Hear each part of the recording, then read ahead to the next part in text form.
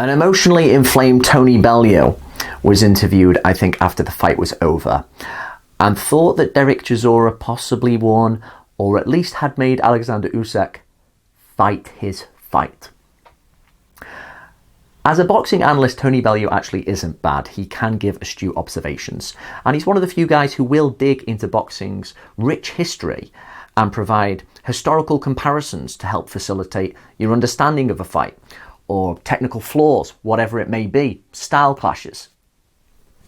But when he's emotionally invested in a fight, whatever logic and expertise he has goes completely out of the window. He thought Dereck Chisora made Usyk fight his fight. He thought the fight was really close. It wasn't. You could give Usyk, from rounds 3 to 12, a clean sweep of 10. After a positive start by Chisora, he did the right thing. He tried to rough up a guy who hasn't really fought properly at heavyweight yet. He was blown out of his arse by the third round. All this talk of a new Chisora, and he's in a great new condition with David Haye. I think it just goes to show that you can only really improve somebody so much. You can't give them a brand new set of lungs. You know, Chisora has a certain physiology where he's not quite as powerful as he looks as a puncher, where he can never really commit himself to 3 minutes a round like a Joe Frazier could. It's just not in him. And he's getting a little bit old now as well. He did well in the first 2 rounds, but he couldn't make the dent that was necessary. And Usyk, while he didn't perhaps impress in the way we wanted him to get excited about him as a potential threat to the big boys, and maybe even moved a bit too much, maybe that's just his style, he still did impress if you consider everything. He won definitely the more rounds.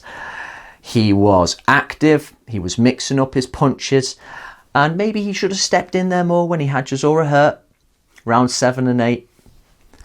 But part of the reason he didn't, part of the reason he doesn't really make that transition into a hunter, is it's hardwired into him to box like that, to be a bit more cautious. That's part of his efficiency. So you can't really criticize too much. And it wasn't boring. Usyk is an active fighter. He likes to throw shots. He wasn't just hiding behind a jab. He was trying to work out different angles, as he always does. Dipping to the side, coming around, throwing in the hooks, peppering with the jab. He was mixing it up in there.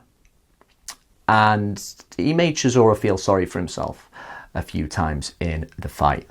Yeah, it wasn't too bad. Again, yeah, and we probably wanted to see him do more damage. It would have been better had he stopped him, but I heard people calling this one live, saying it was close, saying Usyk wasn't looking great.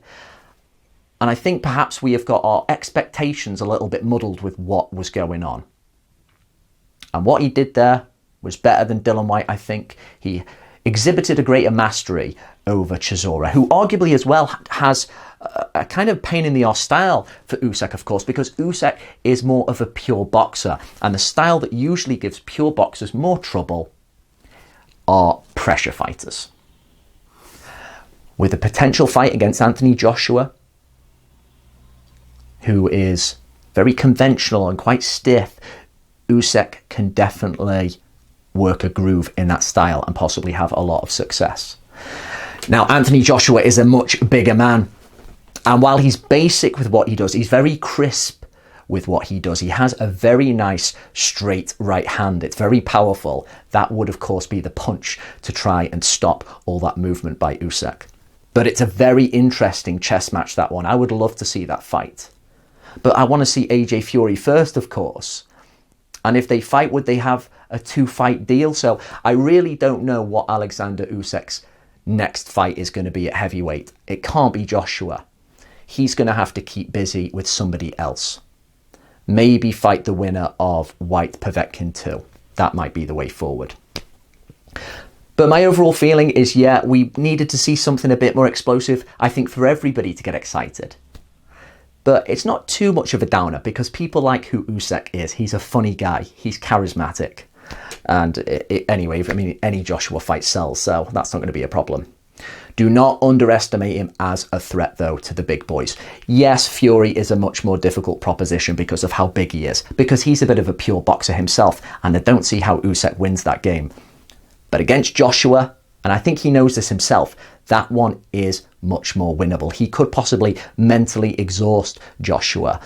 Another little great thing Usyk does is he always keeps you engaged and thinking, what are you going to do next? He does what Ben Davidson has labelled recently non-punching activity, whereby he's just in range. So he's always making you think, what's next? Is he going to counter? Is he going to lead? And it drains the mental battery. Against a boxer like AJ, if he can't find the big shots, he's not that imaginative or adaptable, he might find himself in trouble. That is a great fight possibly in the future. I just don't know when we're going to get it. Who do you think Usyk should fight next at heavyweight to continue in the top division?